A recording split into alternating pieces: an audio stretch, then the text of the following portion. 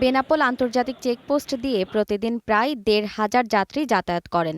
ভারতে Nipah virus সংক্রমণের খবর এলেও প্রতিরোধে এখনও পর্যন্ত স্বাস্থ্য অধিদপ্তর থেকে কোনো লিখিত নির্দেশনা পায়নি শার্শা উপজেলা স্বাস্থ্য বিভাগ।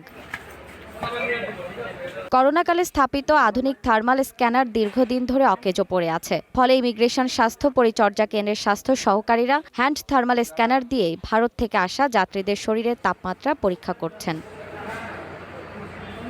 তবে এখন পর্যন্ত নিপা ভাইরাসে আক্রান্ত কোনো যাত্রী শনাক্ত হয়নি বলে জানিয়েছেন সংশ্লিষ্টরা।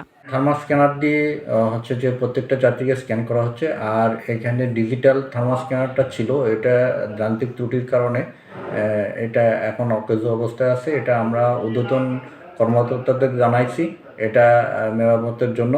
নিপা ভাইরাস প্রতিরোধে যাত্রীদের কাছ থেকে তথ্য সংগ্রহ করা হচ্ছে বলে জানান ভারত থেকে ফেরা যাত্রীরা।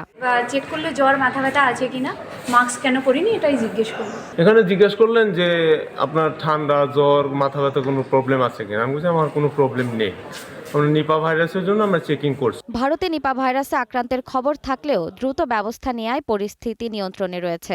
এখন পর্যন্ত কোনো রোগী শনাক্ত না হওয়ায় আতঙ্কের কিছু নেই বলেও জানিয়েছেন স্বাস্থ্য সংশ্লিষ্টরা। জেরিন জামান, গ্রিন নিউজ ডেস্ক।